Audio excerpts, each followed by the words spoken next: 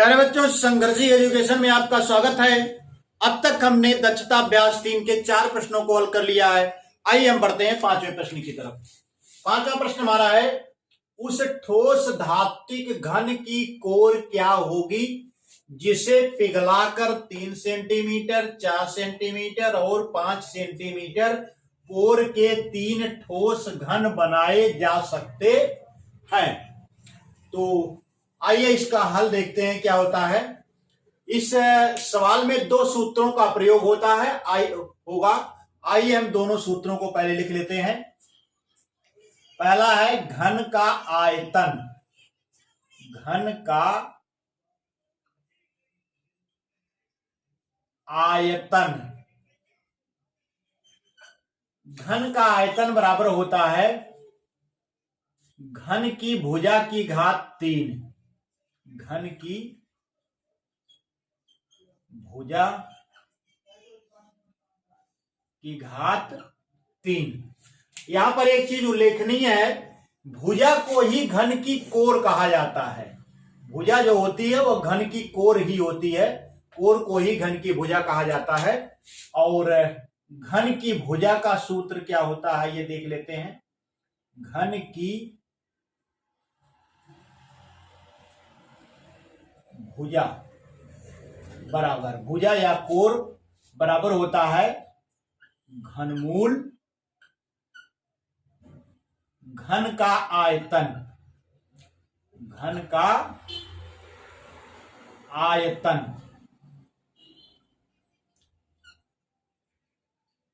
तो इन्हीं दोनों सूत्रों का प्रयोग होगा। अब आइए हम सवाल हल करते हैं।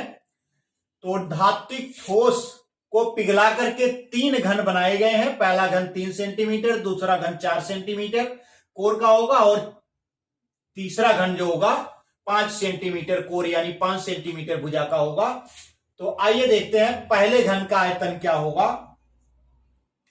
पहले घन का आयतन, पहले घन का आयतन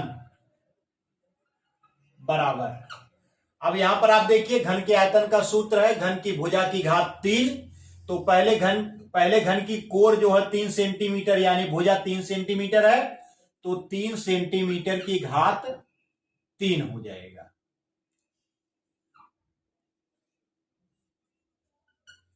3 सेंटीमीटर की घात 3। इसे आप लिख सकते हैं, घात 3 है तो इसका 3 बार गुणा हो जाएगा। 3 सेंटीमीटर गुणे 3 सेंटीमीटर गुणे 3 सेंटीमीटर। अब ये गुणा करने पर आपको प्राप्त हो जाएगा 3 त्रिको 9 त्रिक 27 हो गया। और सेंटीमीटर का सेंटीमीटर में 3 बार गुणा होगा तो घन सेंटीमीटर हो जाएगा। तो पहले घन का आयतन हो गया 27 घन सेंटीमीटर। आइए देख लेते हैं दूसरे घन का आयतन क्या होता है। दूसरे घन का आयतन बराबर, अब दूसरे घन की कोर यानी भुजा जो है 4 सेंटीमीटर है तो ये 4 सेंटीमीटर की घात 3 हो जाएगा।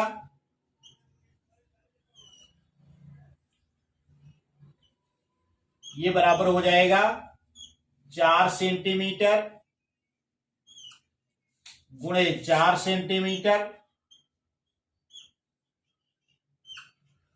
गुणे 4 सेंटीमीटर। और इनका आप गुणा करेंगे 4 चौको 16 चौको 64, ये हो जाएगा 64 घन सेंटीमीटर। तीसरे घन का आयतन देखते हैं क्या होता है। तीसरे घन का आयतन बराबर, तीसरे घन की कोर यानी भुजा जो है 5 सेंटीमीटर है तो 5 सेंटीमीटर की घात 3 हो जाएगा। ये बराबर हो जाएगा 5 सेंटीमीटर गुणे 5 सेंटीमीटर गुणे 5 सेंटीमीटर। गुणा कर लीजिए तो ये हो जाएगा 5 पचे 25, 25 125, 125 घन सेंटीमीटर। अब आप यहां पर देखिए एक बड़ा घन जो पिघलाया गया था उसका आयतन क्या होगा। तो पिघलाए गए घन का आयतन इन तीनों घनों के आयतनों के योग के बराबर होगा। तो पिघलाए गए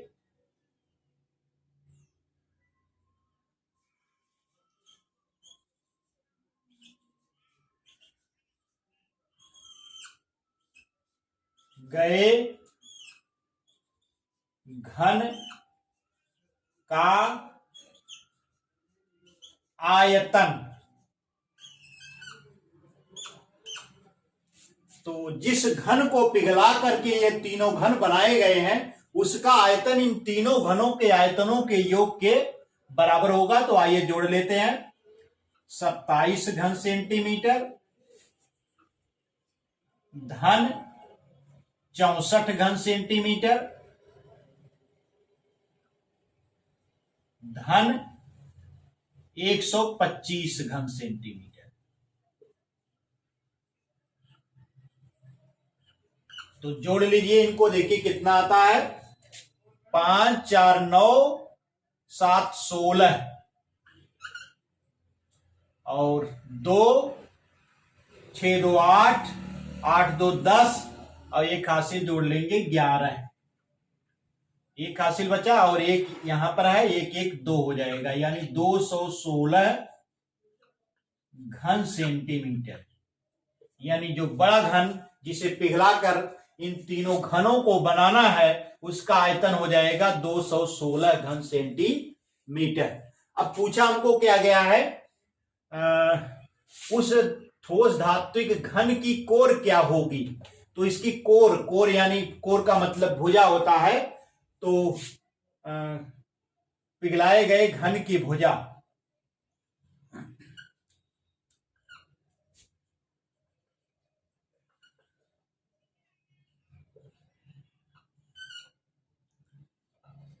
गए घन की कोर बराबर हो जाएगी घनमूल।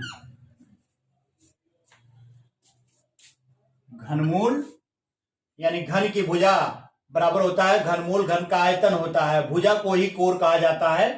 तो घन का आयतन क्या है, 216 सेंटीमीटर है। 216 घन सेंटीमीटर है। 216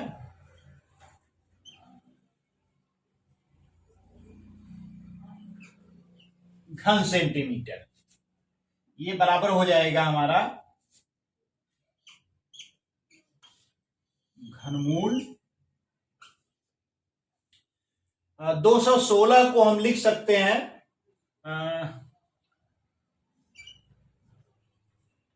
216 घन सेंटीमीटर को लिखा जा सकता है 6 सेंटीमीटर गुणे 6 सेंटीमीटर गुणे 6 सेंटीमीटर।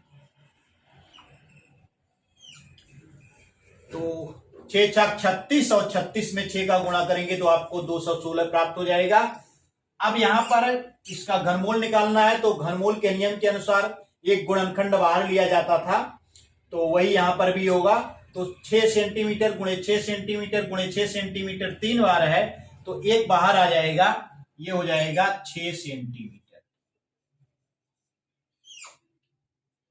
यही हमारा आंसर हो गया। आंसर बराबर 6 सेंटीमीटर।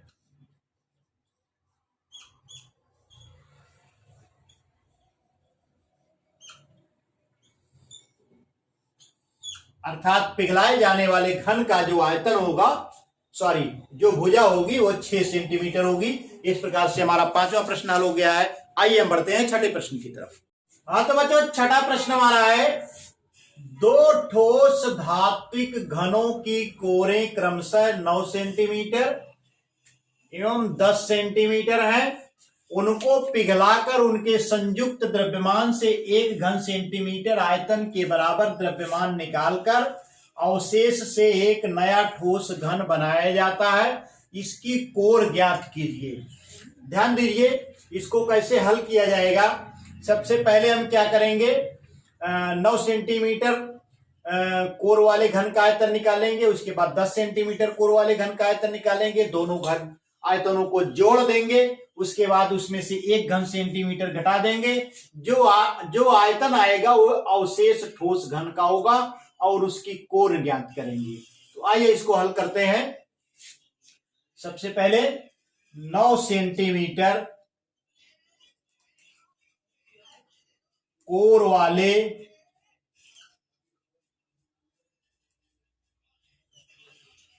घन का आयतन,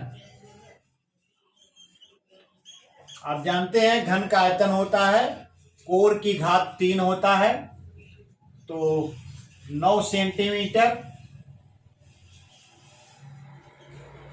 की घात 3 हो जाएगा और ये बराबर हो जाएगा 9 सेंटीमीटर घात 3 का मतलब होता है 3 बार गुणा, तो गुणे 9 सेंटीमीटर गुणे 9 सेंटीमीटर। अब आप इनका गुणा कर लीजिए, तो 9 9 81 और 81 में 9 का गुणा करेंगे तो 9 एकन्नम 9 और 9 एकन्नम 9 और 9 अठे 72, 729 प्राप्त हो जाएगा। और सेंटीमीटर का सेंटीमीटर में 3 बार गुणा होगा तो सेंटीमीटर की घात 3 हो जाएगा, तो 729 घन सेंटीमीटर आ गया। अब दूसरा क्या है, 10 सेंटीमीटर कोर वाले घन का आयतन बराबर, ठीक उसी प्रकार से इसको भी निकालेंगे। 10 सेंटीमीटर की घात 3 बराबर ये हो जाएगा 10 सेंटीमीटर गुणे 10 सेंटीमीटर गुणे 10 सेंटीमीटर।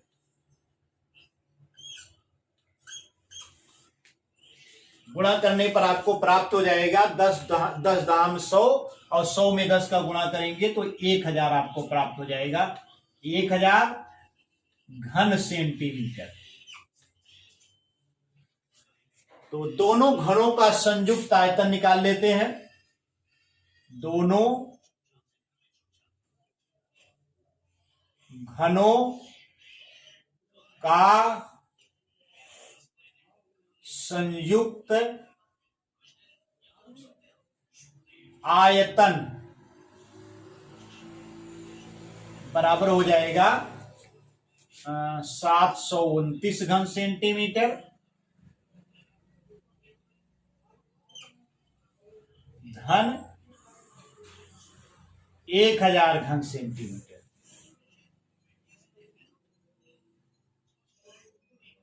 दोनों आप जोड़ लेंगे तो ये हो जाएगा 1729 घन सेंटीमीटर, 1729 घन सेंटीमीटर। अब आप ध्यान दीजिए, ये कह रहे हैं कि उनको पिघलाकर संयुक्त द्रव्यमान से 1 घन सेंटीमीटर आयतन के बराबर द्रव्यमान निकाल लिया जाता है। तो आगे लिखेंगे 1 घन सेंटीमीटर, 1 घन सेंटीमीटर आयतन का द्रव्यमान निकालने के बाद, आयतन निकालने के बाद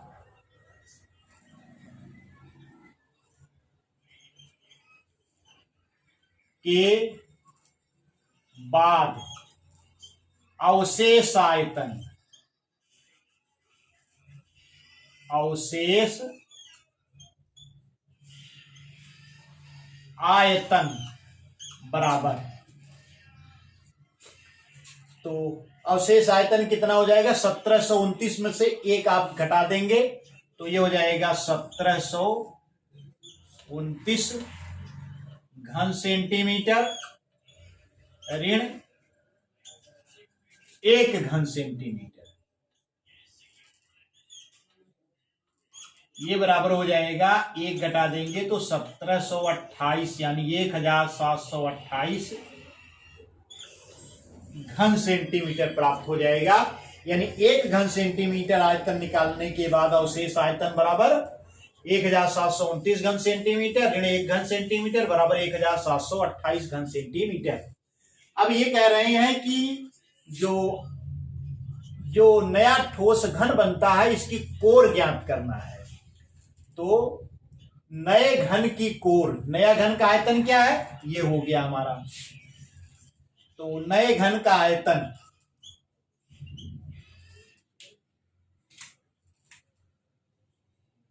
नए घन का आयतन बराबर हो जाएगा 1728 घन सेंटीमीटर। तो नए घन की कोर बराबर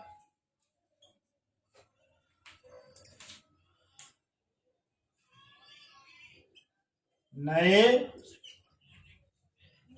घन की कोर, कोर का मतलब होता है भुजा, तो ये हो जाएगा आयतन का घनमूल होगा यानी 1728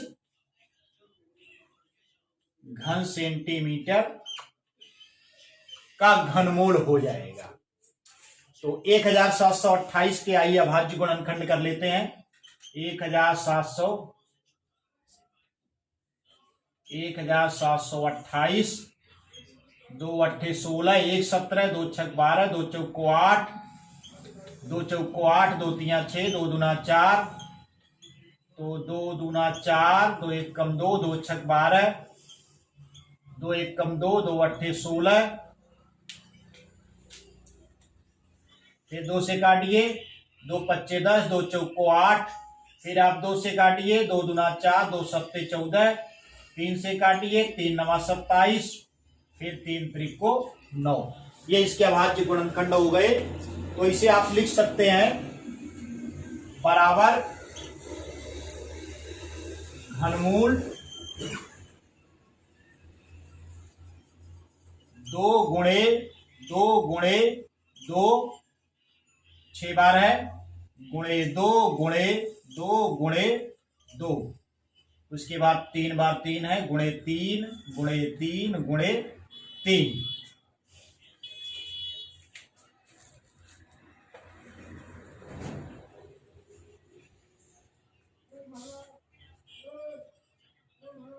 अब यहां पर आप देखिए घन सेंटीमीटर का घनमूल निकालेंगे तो सेंटीमीटर आ जाएगा, तो इसे हम घनमूल से क्या करेंगे, बाहर निकाल लेते हैं। अभी घन सेंटीमीटर का घनमूल निकालेंगे तो सेंटीमीटर आपको प्राप्त हो जाएगा। तो ये बराबर हो जाएगा, अब 3 3 के समूह बना लीजिए, प्रत्येक समूह से एक गुणनखंड बाहर आता है, तो ये हो जाएगा 2, दूसरे समूह से 2 आ जाएगा, तीसरे समूह से 3 आ जाएगा, और ये हो गया सेंटीमीटर। कितना हो जाएगा, 2 दूना 4 तो यहां 12 सेंटीमीटर, 12 सेंटीमीटर। यानी जो नया हमारा घन प्राप्त होता है, नया ठोस घन प्राप्त होता है, उसके कोर की लंबाई हो जाएगी 12 सेंटीमीटर।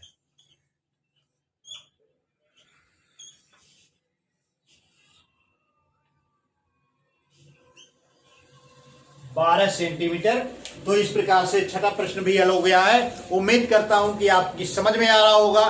अगर अभी तक आपने हमारा चैनल सब्सक्राइब नहीं किया है तो संघर्षी एजुकेशन यूट्यूब चैनल को सब्सक्राइब करें और बेल आइकन को दबाएं, जिससे हमारे नए नए वीडियोज की नोटिफिकेशन आपको बराबर मिलती रहे। धन्यवाद।